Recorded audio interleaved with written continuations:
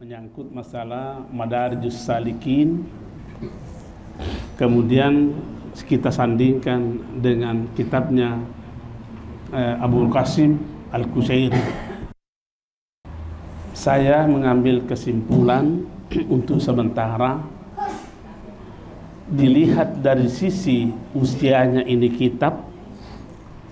kitabnya Al-Qusairi sudah 1007 tahun. 1007 tahun. Dan tidak ada perubahan sejak ditulisnya sampai sekarang. Kitabnya Ibnul Qayyim Al-Jauzi umurnya 736 tahun. Berarti mana yang tua? Ini seri. Al-Qusairi ini adalah seorang ulama sufi terkenal. Saya baca kitabnya Ibnul Qayyim Al-Jauzi, beberapa masalah dipindahkan apa yang ada di sini. Dipindahkan. Berarti kalau begitu, kalau ada yang mengagung-agungkan Ibnu Qayyim Al-Jauzi, sekali lagi kalau ada yang mengagung-agungkan Ibnu Qayyim Al-Jauzi dan tidak mengikuti jejaknya, itu namanya kebohongan. Itu namanya kebohongan. Ya. Kenapa saya katakan begitu? Oleh karena kencang sekarang ucapan-ucapan yang sama sekali tidak mendasar, baik dari sisi ilmiahnya ataupun dari sisi spiritualnya. Ya, nanti saya akan kasih contoh. Ya. Sebenarnya yang kita lakukan di dalam dunia tarikah, seperti tadi yang kita amalkan ini, secara ilmiah itu mau menghidupkan syarat spiritualitas kita. Itu yang mau dihidupkan, syarat spiritualitas. Betapa banyak sekarang syarat spiritualitas terjepit. Banyak orang syarat spiritualnya terjepit sekarang ini, makanya tidak berfungsi. Secara umum fungsi saraf itu menerima, ya, atau menangkap, kemudian mengelola, kemudian menyampaikan rangsangan yang diterima. Itu kan secara umum. Bagaimana bisa berfungsi saraf spiritualitas itu kalau tidak dikelola secara spiritual?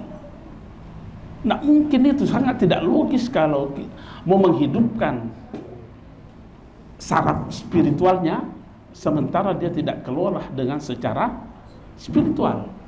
Itu tidak masuk di akal itu. Makanya orang-orang ahli tarikah, ahli sufi itu sangat tajam, sekali lagi sangat tajam saraf spiritualitasnya dalam bekerja. Ya.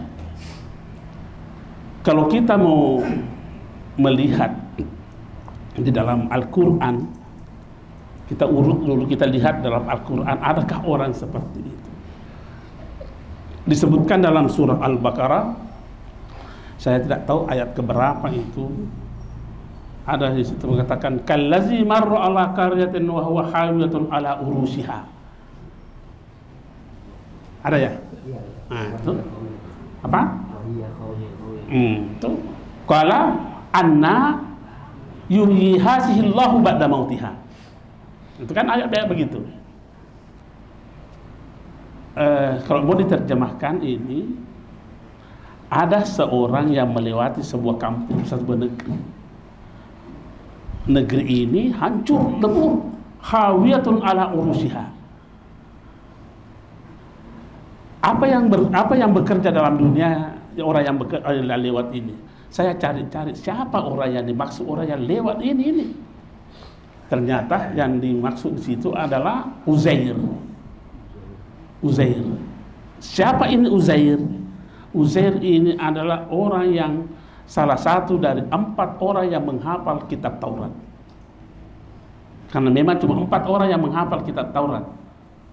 Salah satu di antaranya inilah Uzair ini. Uzair, ya. Begitu melihat kenyataan yang bekerja, saraf spiritualnya yang bekerja,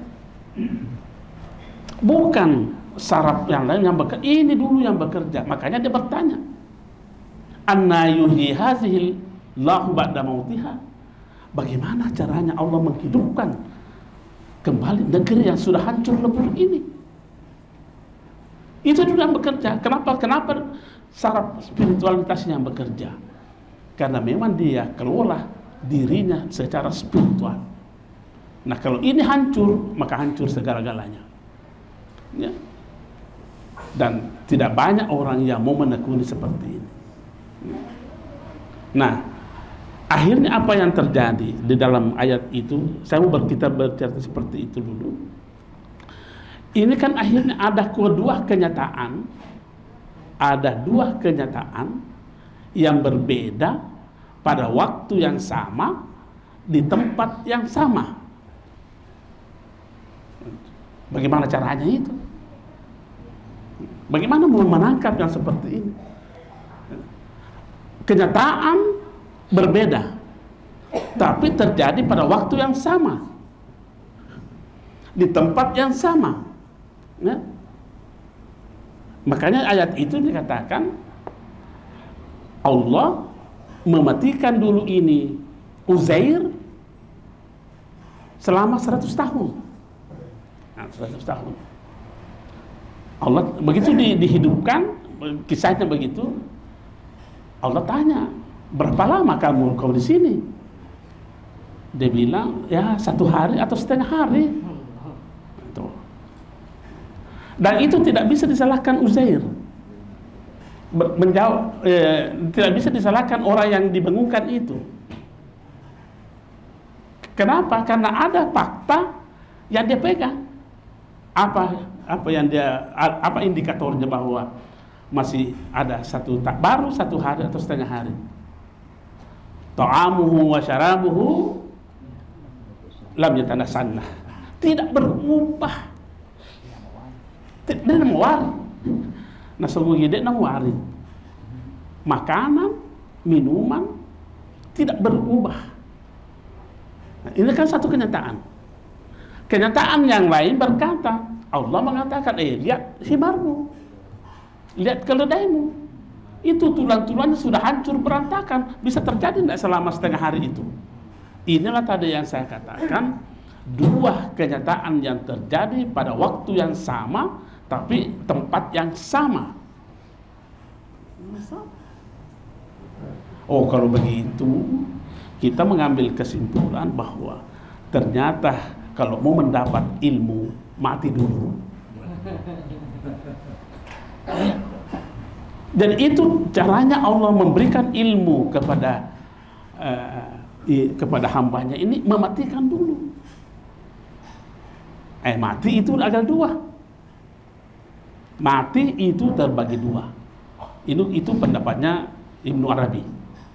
Dalam tafsirnya, tafsir Ibnu Arabi itu mati ada 2 macam. Ada namanya mati iradi dan ada namanya mati tabi'i.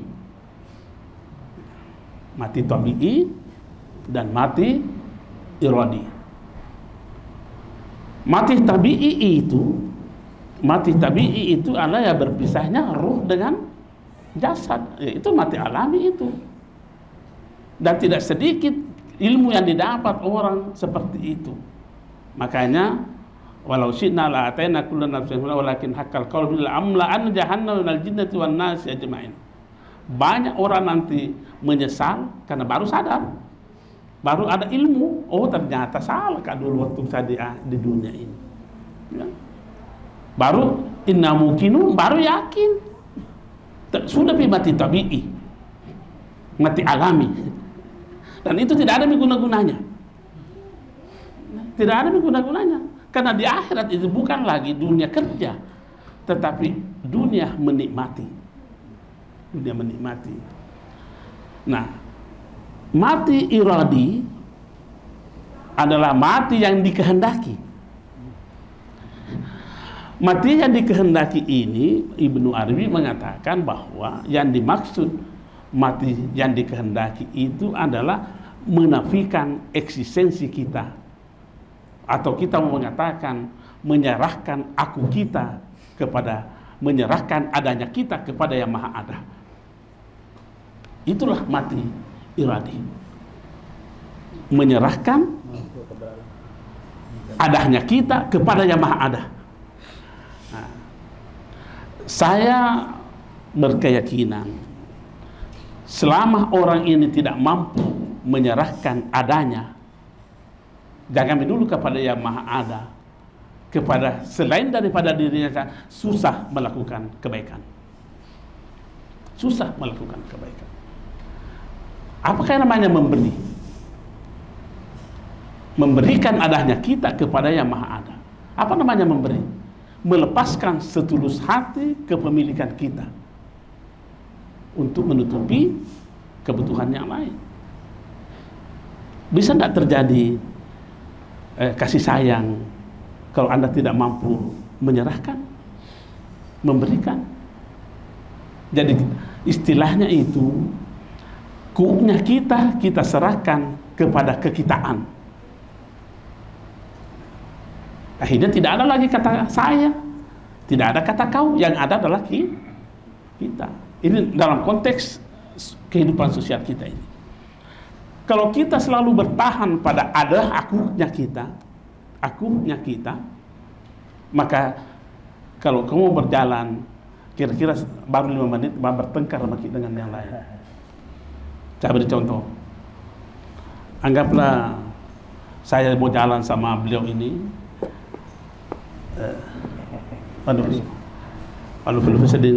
Sahrir, Pak Sahrir.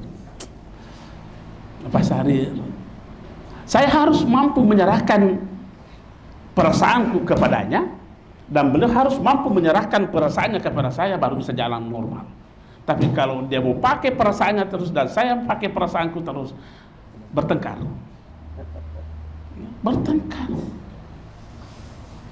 Begitu juga hubungan keluarga suami istri. Kapan si suami ini selalu bertahan keakuannya, insya Allah bertengkar terus dengan istrinya. Itulah sehingga ulama kita berkata, saking tingginya tingkat penyerahan itu, dia katakan uhiduka bima la uhidu. Ya? Ada juga yang mengatakan uhibbuka bima la uhibbu. Saya mencintaimu ya Allah tidak seperti yang aku cintai. Kenapa? Karena memang bukan cintanya yang dipakai mencintai. Yang dipakai mencinta adalah cintanya Allah, dipakai untuk mencintai Allah. Karena kalau cinta kita yang kita mau pakai mencintai Allah, kadang cinta kita ini terkontaminasi dengan penyakit-penyakit hati. Itulah sebabnya sehingga Nabi berkata, tidak masuk surga seseorang dengan amalnya. Tidak masuk. Sahabat bertanya, wala anta ya Rasulullah? Apakah juga termasuk anta ya Rasulullah? Rasulullah menjawab, ya wala ana. Termasuk saya, kecuali dengan rahmatnya Allah. Kenapa?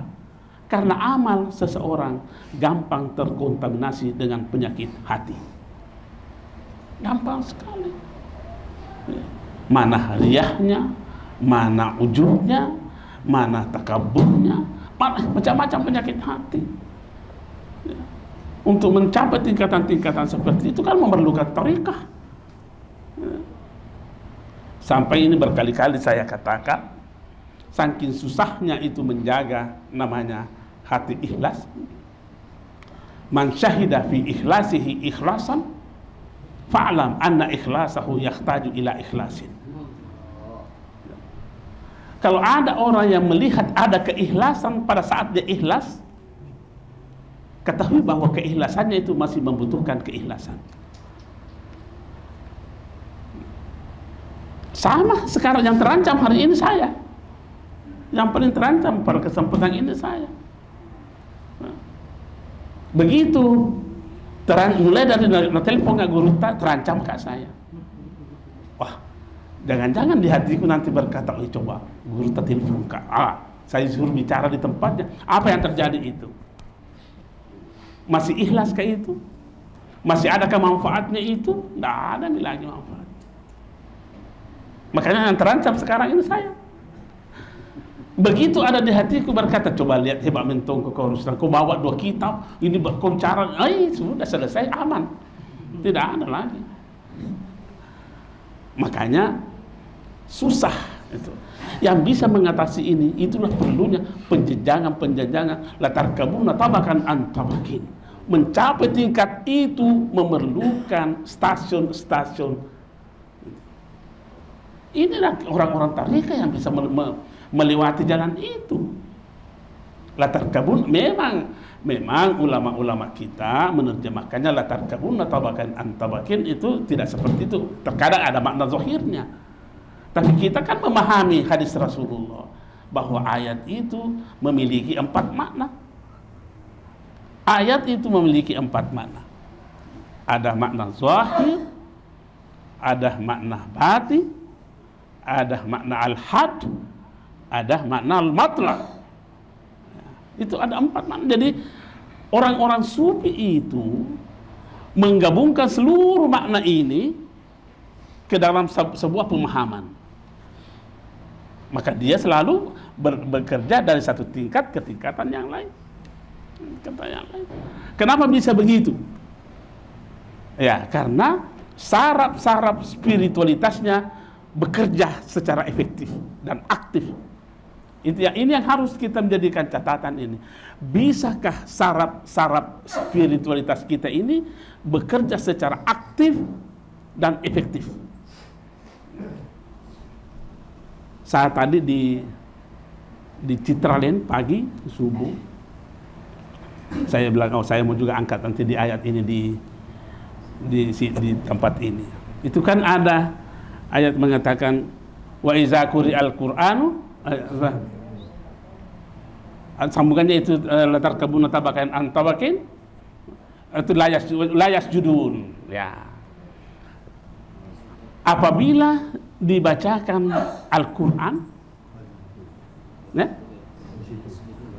layas judun, layas judun. Mereka tidak, orang kafir kan begitu, layas judun, layas judun. Kenapa layas judun? Sarafnya tidak bekerja. Ya, memang kalau kita terjemahkan ini, apabila dibacakan Al-Quran, orang kafir tidak sujud, atau orang-orang yang ingkar tidak sujud. Itu terjemahan biasanya, itu terjemahan zahirnya. Itu terjemahan zahirnya itu ayat. Tapi saya terjemahkan, mohon maaf kalau salah, tolong dibenarkan. Saya mengambil kesimpulan begini. Ini kan juga dikatakan alam ini seluruhnya, seandainya itu dibentuk menjadi huruf, maka itulah Al-Quran. Ya. Itu ulama kita berkata begitu. Seandainya alam ini dijadi huruf, maka itulah Al-Quran. Jadi saya memaknai ini. Kalau ada orang yang melihat, merasa, mendengar, menikmati apapun yang didengar, apapun yang dilihat, apapun yang dinikmati, tidak melahirkan sedikit pun sifat tawadu, yasjudun, khudu, tawadu, itu artinya sarafnya tidak bekerja. Tidak bekerja itu. Coba lihat tadi kita ini yang yang kallazi marra ala qaryatin ini. Yang melewati itu kan suatu tanda, ya. Yang bekerja di situ apa? Saraf spiritualitasnya yang bekerja, ya. Makanya saya katakan bahwa untuk tetap bekerja. Ciri-ciri bekerjanya, ini ciri-ciri bekerjanya saraf spiritualitas seseorang adalah tidak pernah keluar dari zona Allah. Tidak pernah keluar dari wilayah Allah. Ada orang yang, mohon maaf ini, yang jenggot-jenggot yang sanggah saya. Wah, ini tolong ditarik kembali itu pernyataannya Pak Kiai. Itu pernyataan tidak benar. Adakah wilayah di luar daripada wilayah Allah? Sementara Al-Quran mengatakan bahwa Allah meliputi segala-galanya. Kenapa masih dikatakan bahwa berada terus dalam wilayah Allah? Berarti ada wilayah di luar daripada wilayah Allah. Saya biarkan ngomong.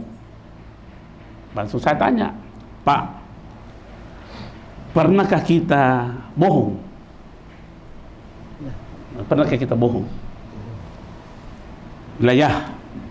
Ya. Mari kita pelajari itu waktu kita bohong. Waktu kita bohong pada itu, kita berada di wilayah Allah atau di wilayah siapa?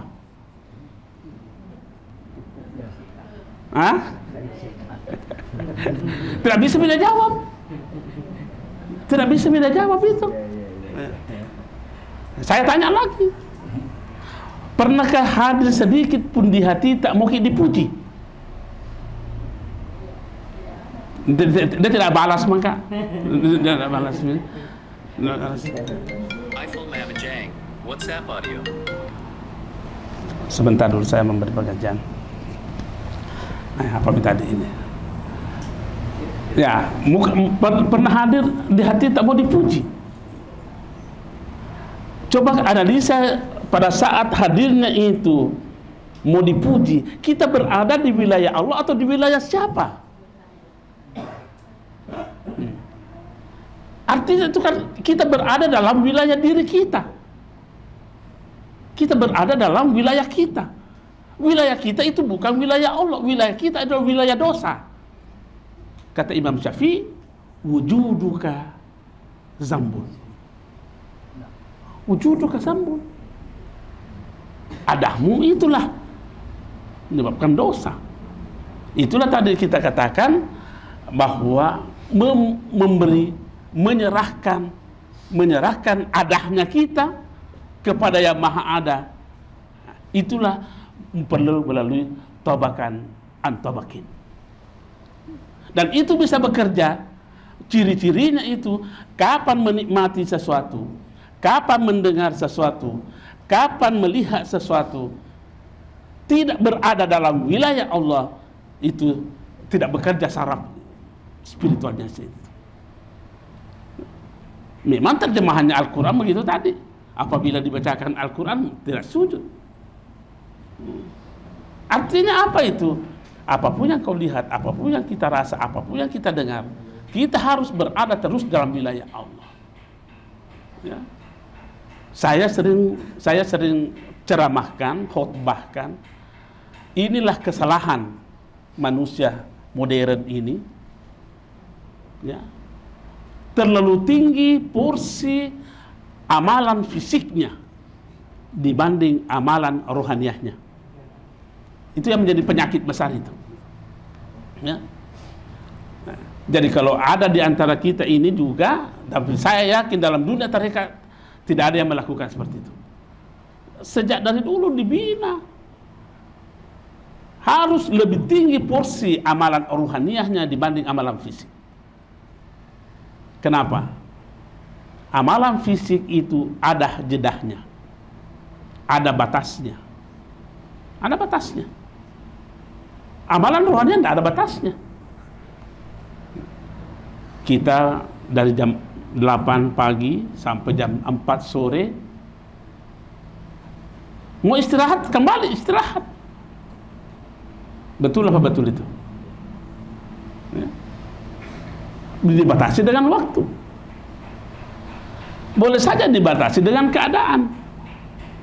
Saya tidak bisa lagi pergi dulu ke kampus karena saya sakit. Istirahat. Istirahat. Amalan fisik diistirahatkan. Tapi yang namanya amalan ruhania, Anda mau sakit, mau setengah sakit, mau seperempat sakit, mau sakit betul, tidak boleh kata berhenti. Tidak boleh kata berhenti. Kapan berhenti? Seberapa durasinya berlalu tidak bekerja amalan ruhania, sebegitu juga durasinya kita mengingkari Allah Subhanahu wa taala. Makanya dalam suratul Kahfi itu dikatakan waskur rabbaka iza nasita. Jatuh bangun lagi, jatuh bangun lagi. Nggak boleh biar dulu sebentar, tapi nggak ada. Seberapa durasi waktu kita membiarkan berlalu, sebegitu juga durasi waktu kita mengingkari Allah Subhanahu wa taala. Ya. Inilah tujuannya zawiyah-zawiyah seperti ini, mau menghidupkan, sekali lagi, mau menghidupkan saraf-saraf ruha spiritualitas kita ini.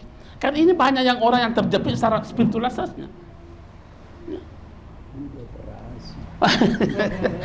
Satu-satunya operasinya itu adalah di tarikah. Saya betul-betul. Bahkan saya berkata bahwa tarikah itu adalah rukunnya kehidupan. Rukun orang yang tidak bertarikah itu tidak sempurna hidupnya itu. Dan saya bisa pertanggungjawabkan itu pernyataan ini. Ya. Apakah namanya tarikah? Itu kan kita kembali kepada latar kabun atau bahkan antabakin. Pasti kamu melewati proses. Berarti ada proses. Proses itu adalah tarikah. Nah ini menjadi masalah. Ini ada orang yang langsung menikmati, tidak mau berproses. Omong kodok itu. Omong kosong itu. Mau menikmati tapi tidak mau berproses. Adakah kira-kira seperti itu? Kecuali kalau suka makan mie instan, itu pun juga mesti berproses. Itu kan latar kabun tabakan antabakan, itu proses. Nah, mau mencapai tingkat-tingkat tertentu juga proses. Nah, kenapa saya tadi mengatakan bahwa saraf ini perlu dibuka? Karena terkadang orang yang tidak bekerja saraf spiritualitasnya itu kapapau. Apa itu kapapau? Sembarang bilang tidak bisa diharapkan membina umat. Ya. Coba, tidak apa-apa. Saya mudah-mudahan dia dengar itu. Termasuk Zulkarnain Sanusi itu. Itu termasuk salah satu bentuk ulama su itu. Kenapa? Saya pertanggungjawabkan karena di Instagramnya dia katakan jangan sholat seperti sholatnya orang sufi.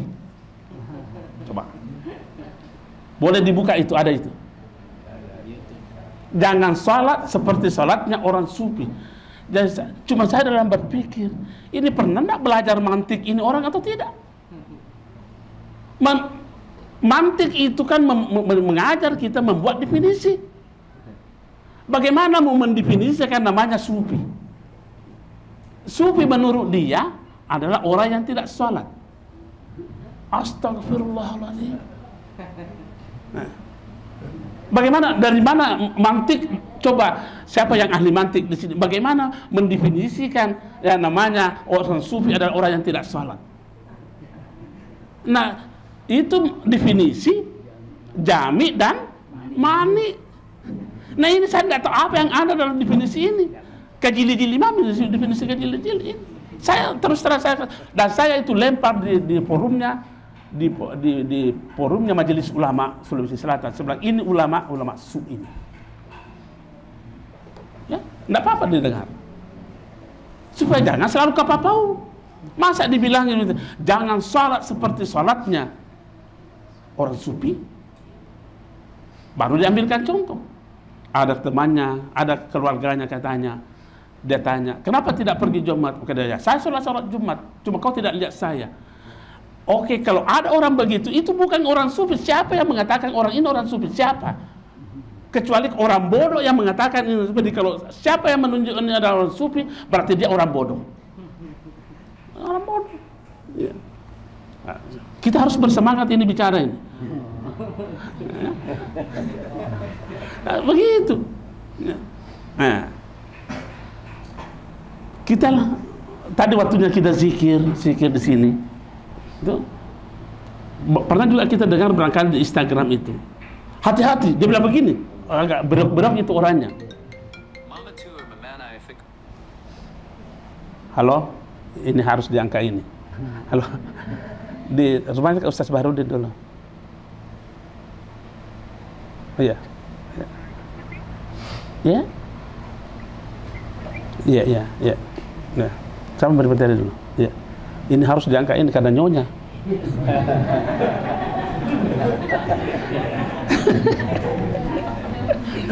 Kalau perlu dipoto Pak. Saya paham juga video call bahwa coba ada kan di sini nih. Karena terlalu gampang kita bohong. Itu susah menjaga itu hati, Pak. Nah, tadi waktu kita berzikir itu kan ada kita zikir kita Allah itu tadi. Nah, coba lihat ada ulama mengatakan dirinya ulama dari produk dari Timur Tengah juga dari Mekah, Saudi.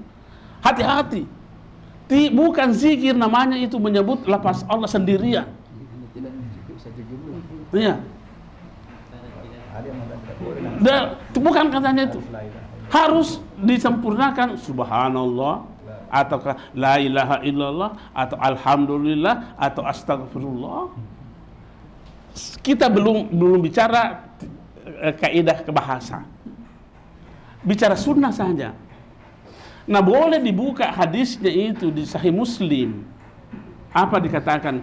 La taqumus sa'atu hatta la yuqal alal ardi Allah. Tidak jadi kiamat dunia. Jaminan Rasulullah ini. La taqumus sa'ah, tidak kiamat kecuali kalau sudah tidak ada lagi yang berucap Allah. Bukan la ilaha illallah, Allah. Mau bagaimana orang yang tadi hati-hati? Yang berkata hati-hati, tidak ada zikir namanya ini. Ini apa namanya ini? Artinya apa ini? Ini orang yang suka berbicara kapapau, belum lihat hadisnya. Saya mau tantang. Kalau ada yang tidak percaya ini hadis, suruh datang ke rumah saya, Cokonuri nomor 26. Kalau saya tidak perlihatkan hadis, saya kasih mobil pulang. Jangan kapapau. Artinya apa? Ini kan melemahkan semangatnya orang-orang yang selalu mau benar dalam kehidupannya. Tapi kita memberikan suatu ceramah-ceramah yang tidak ilmiah, ceramah-ceramah yang tidak sesuai dengan syariah. Bagaimana? Hati-hati. Bukan namanya zikir seperti itu. Wih, la ilaha illallah. Asulanget, Pak. Ya. Nanti dibilang zikir kalau ada lafaz yang menyertainya. Dia tidak tahu karena tidak pernah belajar barangkali ilmu lugah. Itu ada namanya al-jumlatus satahiyah, ada namanya al-jumlatul amiqah. Nah, yang namanya jumlatul amiqah ya seperti itu tadi.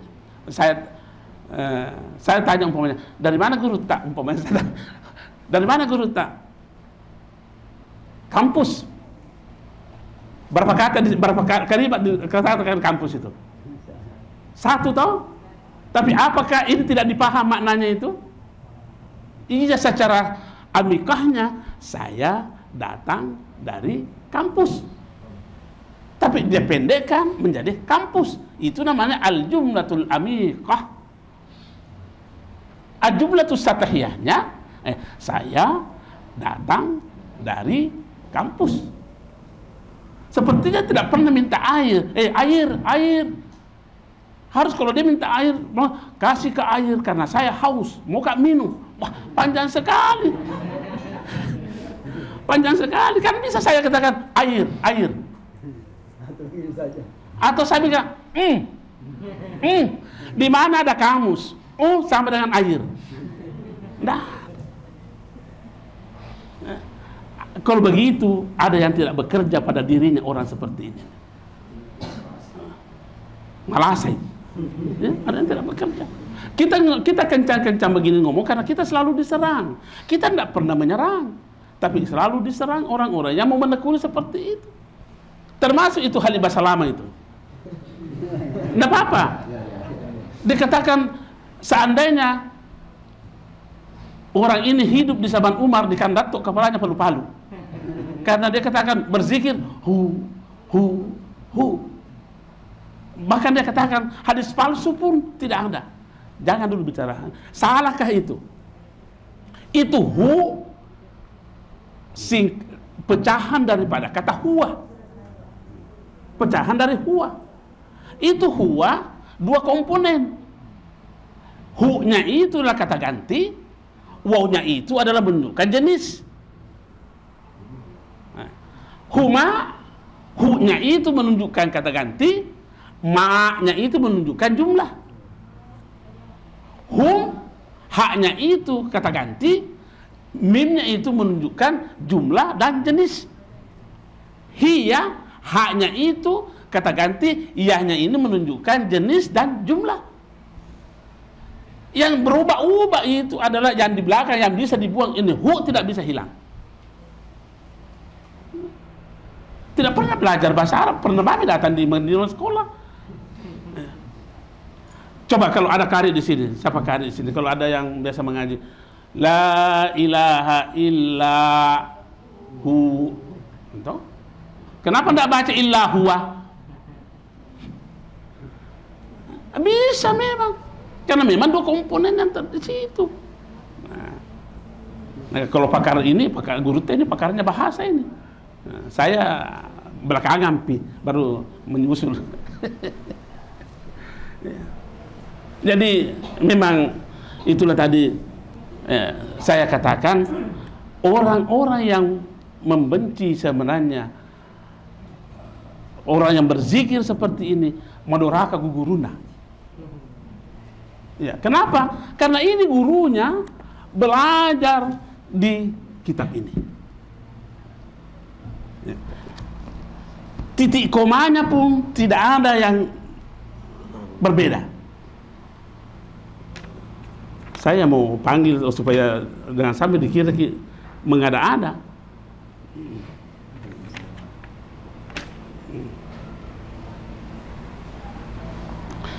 Sini dia kutip pendapatnya Al-Wasiti.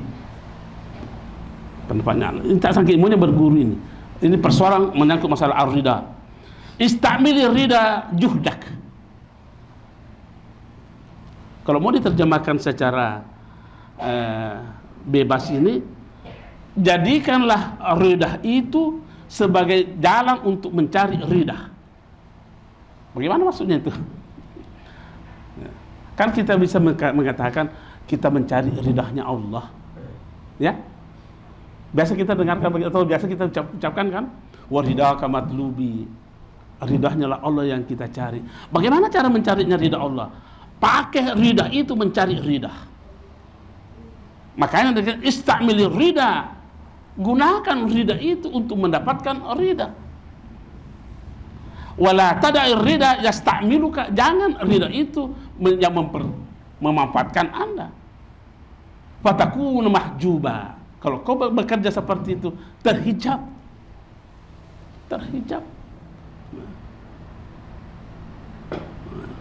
Dan ini kata-kata orang sufi Al-Wasiti dikutip oleh Ibnu Qayyim Al-Jauzi, penggawanya orang ini. Beliau ini adalah pencinta tasawuf. Saya tidak tahu pengamal tasawuf atau apa, penting pencinta, karena banyak referensinya tidak ada beda di sini.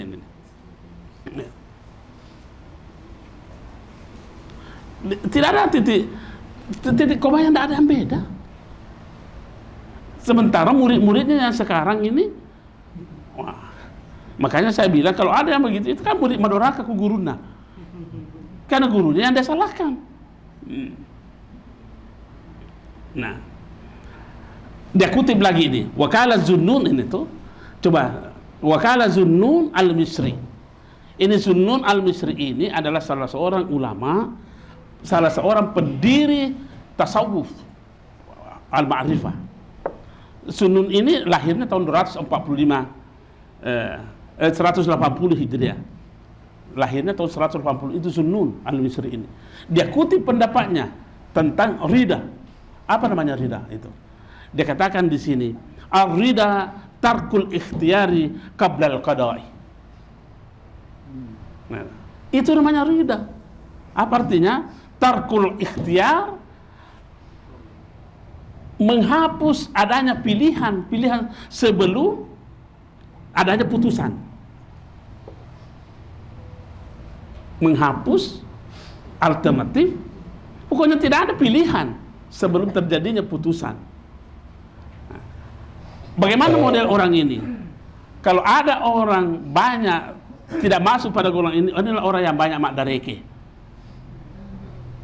Itu makdareke tidak tarkul rid, tidak tarkul ikhtiyar. Orang makdareke itu kan pada hakikatnya mencari alternatif. Ya kan begitu? Mengeluh. Ya, saya tuh mohon maaf, lebih bagus bahasa Bugisku dibanding bahasa Indonesia. Jadi terkadang baku campur itu bahasa Bugis dengan bahasa ini, kan kita paham nih. Orang yang mengeluh itu kan pada hakikatnya mencari alternatif lain. Rida itu tarkur ikhtiar, tinggalkan itu, jangan ada pilihan sebelum adanya putusan.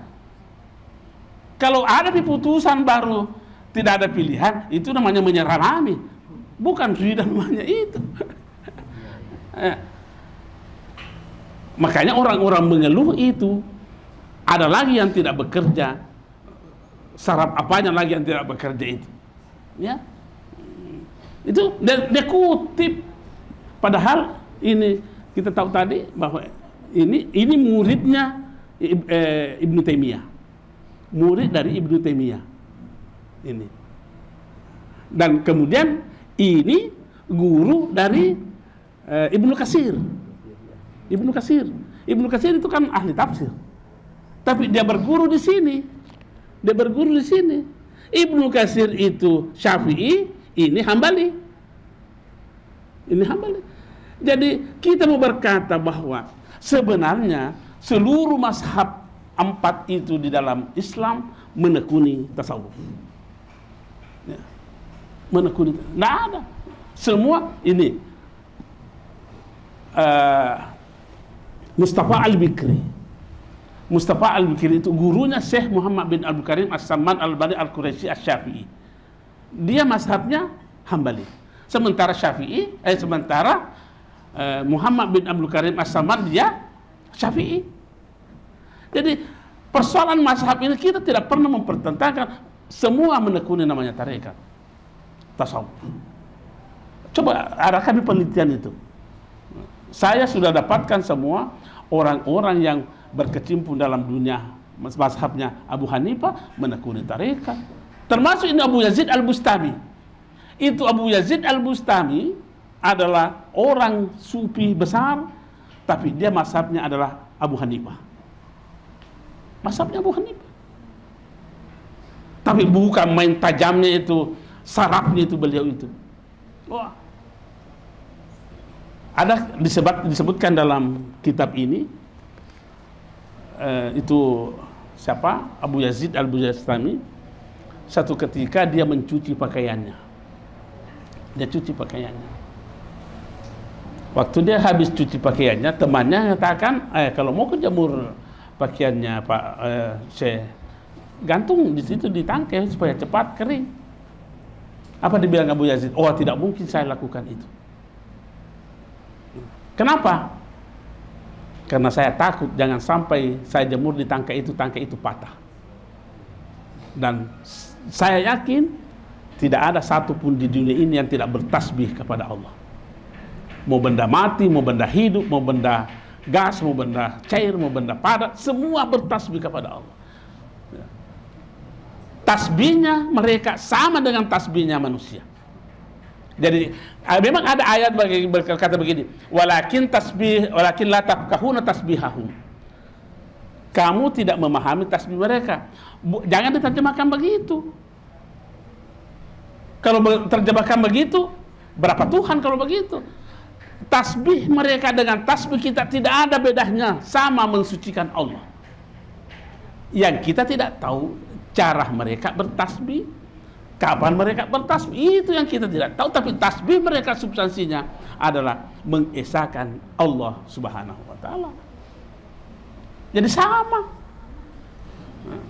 Itulah, coba mampu dia tangkap itu Abu Yazid. Wah, tidak bisa saya jemur di situ. Bahkan dia katakan, saya tidak berani menjemur di situ sampai daunnya berguguran gara-gara saya menjemur. Tajamnya itu saraf neurospiritualnya ini orang ini. Temannya lagi sarankan, kalau begitu Bu Yazid, bentangkan saja di atas rerumputan. Apa dibilang Abu Yazid? Oh, tidak mungkin juga saya lakukan itu. Kenapa? Saya takut jangan sampai ada bebijian yang tumbuh di situ, makanannya burung yang terbang-terbang tertutupi oleh saya sehingga burungnya tidak bisa mendapatkan makanannya. Apa tidak tajam sarafnya orang yang tidak bekerja aktif dan efektif cara bekerja sarafnya itu? Kita ini bertarekat mau kasih begitu tajamnya saraf kita. Kata guru tadi terjepit. Perlu dioperasi ini. Satu-satunya operasi itu adalah tarekah. Kenapa? Ala bizikrillahi tatmainnul qulub. Tatmainnul qulub. Zikir, tarekah tidak bisa dipisahkan. Ya. Itu dia kutip ini pendapatnya Sunnun al-Misri ini. Ada di sini persis. Apalagi pendapatnya, apakah yang ditulis di sini? Nah, sama ini Abu Umar al-Dimaski. Ar-rida irtifa'ul juz fi ayyi hukmin kana. Juz itu adalah keluhan juga, madareke juga. Itu ada ayat itu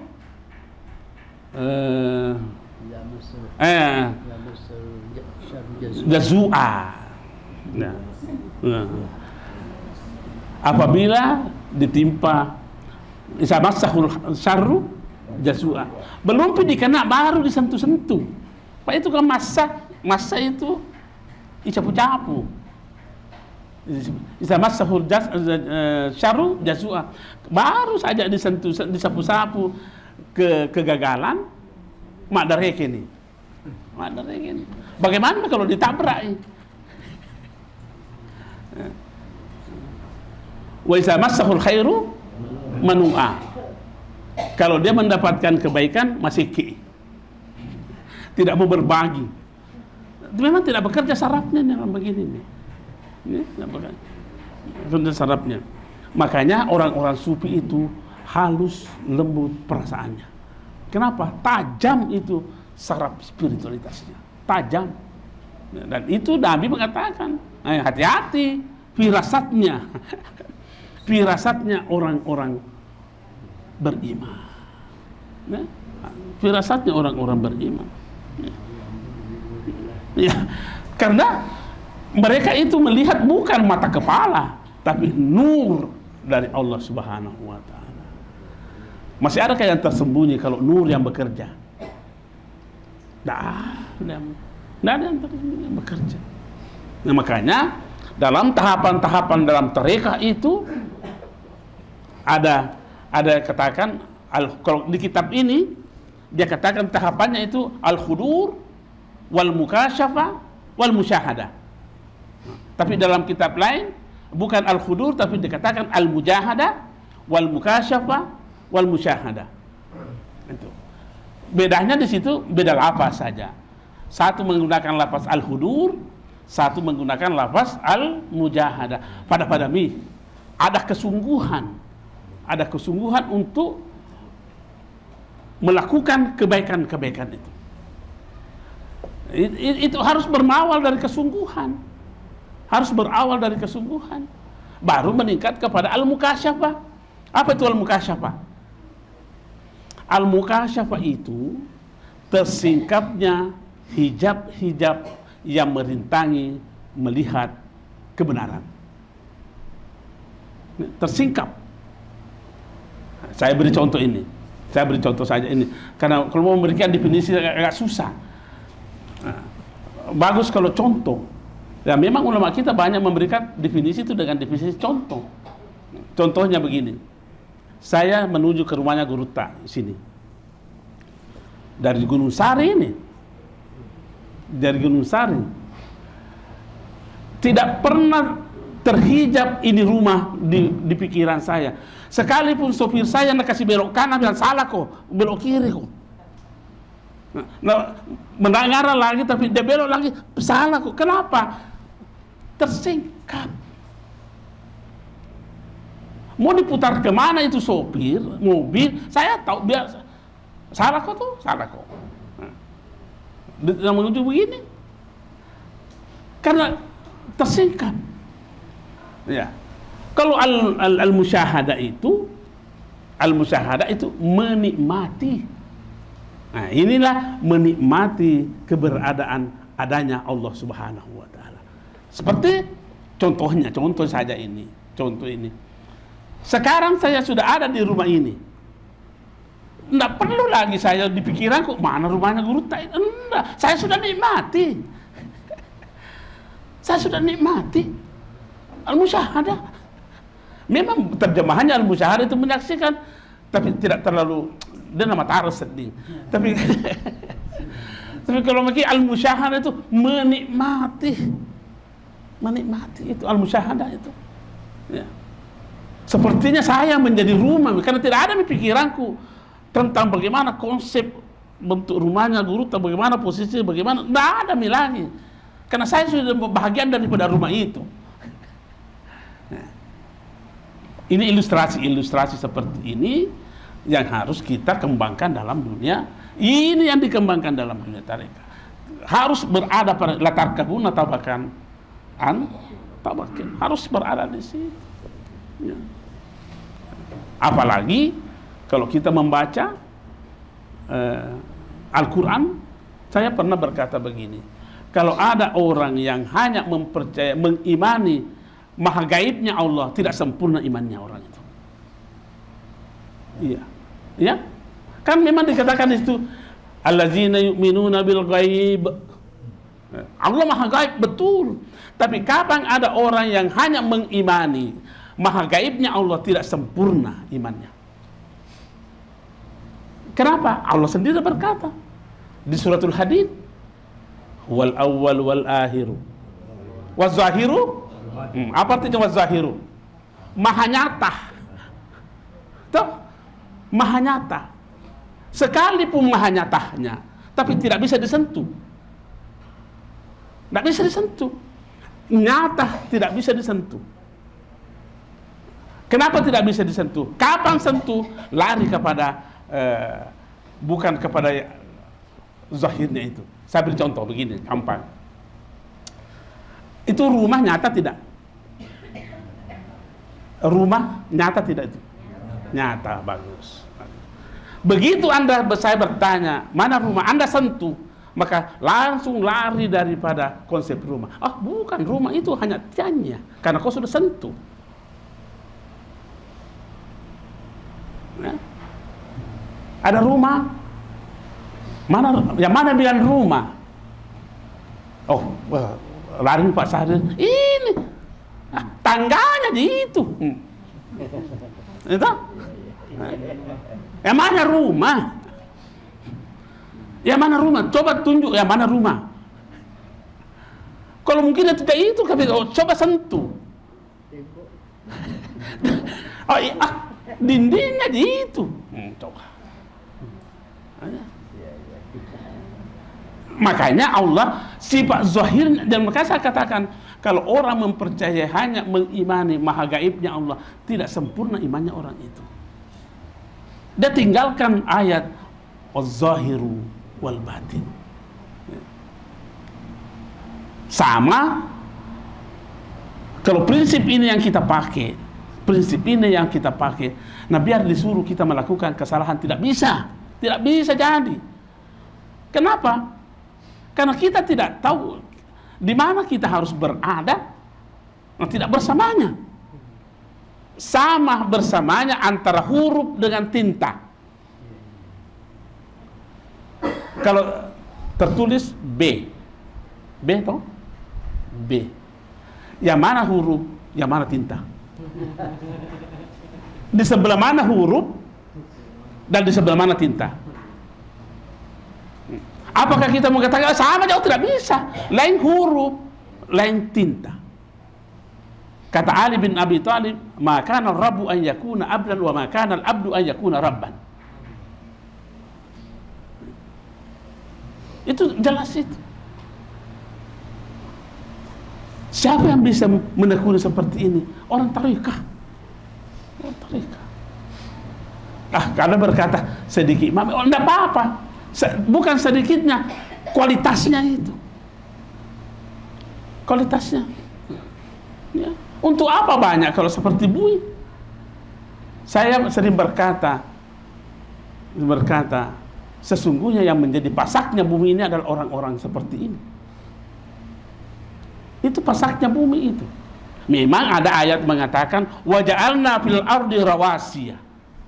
Saya menjadikan gunung itu adalah pasaknya bumi supaya tidak goyang. Itu dari segi fisik. Itu dari segi fisiknya. Tapi dari segi rohaniahnya yang menjadi pasaknya bumi adalah orang-orang saleh seperti yang begini nih. Yang diproduksi dalam dunia tarekat. Siapa yang bilang? Nabi. Nah, kata dia mengatakan, wala taqumus sa'atu hatta la yuqala 'alal ardi. Tidak jadi kiamat dunia karena masih ada orang baik. Itu pasaknya bumi itu. Jadi zawiyah-zawiyah seperti ini sebenarnya memproduksi pasak-pasak bumi. Ya. Tidak berlebihan kita berkata begitu. Tidak berlebihan kita berkata begitu. Zawiyah-zawiyah seperti ini adalah memproduksi pasak-pasak bumi sehingga tidak goyang ini bumi ini. Jangan berpikir sedikit. Rasulullah berkata begitu. Makanya kenapa dalam dunia tarekat itu kita sangat mengagungkan, menghormati guru kita? Kenapa? Karena itu perintah Al-Quran. Perintah Al-Quran. Coba mengaji Al-Fatihah. Di situ ihdinas siratal. Apa artinya itu? Tunjukkan kami jalan yang benar. Siapa jalan di situ? Jalannya malaikat? Bukan. Jalannya orang-orang yang telah diberi nikmat. Bukan jalannya malaikat. Semulia-mulianya malaikat. Semulia-mulianya malaikat. Malaikat itu dijamin oleh Allah tidak pernah mendurhakai Allah. Tapi tidak ada ayat memerintahkan kita untuk mengikuti cara hidupnya malaikat. Tapi yang kita disuruhkan, kita minta ihdinas siratal mustaqim, jalannya orang-orang yang telah kau beri nikmat. Siapa mereka itu? Minan nabiyyin was-siddiqin wasyuhada'i was-shalihin. Itu semua manusia itu. Kamase. Pertama sedikit kamasenya tuh. Bukan malaikat. Bukan malaikat. Kita memang disuruh mencari figur-figur. Apa tidak mencari figur? Tunjukkanlah kami Allah jalannya orang. Figur-figur yang bisa kami jadikan sebagai panutan. Mulai daripada siddiqin. As-siddiqin itu tidak sedikit orang di situ masuk. Kalau satu orang ya kalau siddiq. Kalau banyak siddiqin. Ada jadanunnya.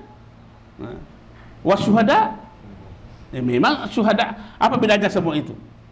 Kan dari segi kalau nabi ya oke lah, sudah wajib keyakinan itu harga mati, tidak ada lagi nabi sesudah Rasulullah sallallahu alaihi wasallam. Tapi siddiqin bukan hanya Abu Bakar yang berhak mendapat kata siddiq. Bukan, karena siddiqin banyak. Asal jangan ada orang yang mengaku, saya juga masuk siddiqin.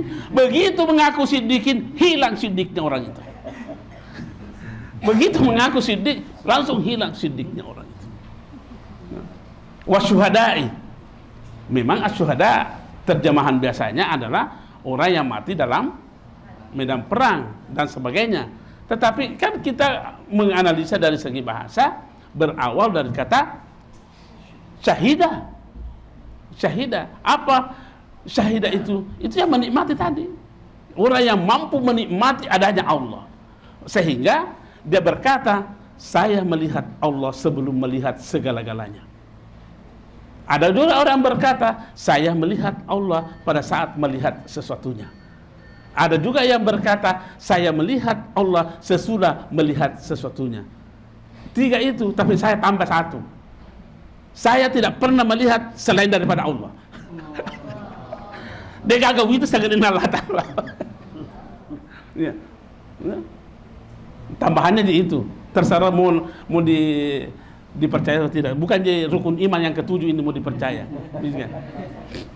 Ya. Itu syuhada itu. Dikatakan syuhada karena standarnya dalam penyaksiannya, menikmatinya.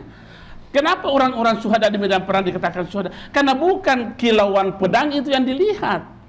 Yang dilihat Allah. Seandainya kilauan pedang itu yang kita lari, Pak.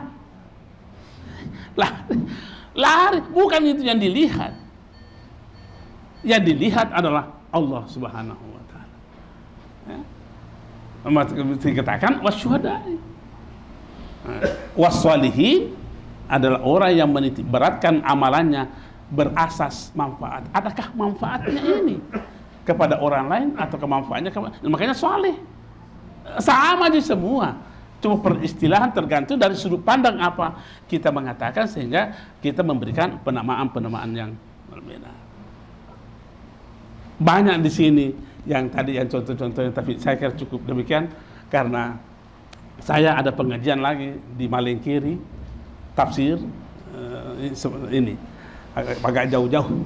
Tabik Gurta saya kira ini yang sempat saya sampaikan. Yang saya sampaikan itulah yang saya tahu. Ya.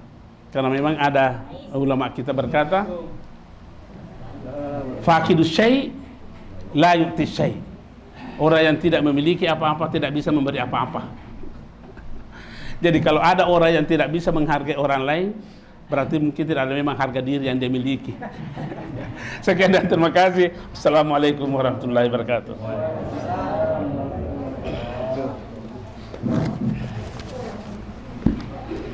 Saya kira kita semuanya merasa puas dan sungguh panjang tapi diberikan oleh guru, tapi tidak merasa masih belum panjang. Artinya kita masih membutuhkan lanjutan dari pertumbuhan, sehingga meskipun berapa menit panjang urutan ukuran orang yang biasa, orang tarekat itu masih dianggap pendek, masih dianggap singkat. Orang tarekat itu terbiasa duduk bersila panjang dan tidak merasakan kesemutan. Nah, karena itu kalau kita mengaji kesemutan itu namanya berdosa kepada semut. Mengang kaki, jadi sudah terbiasa. Saya kira silakan ke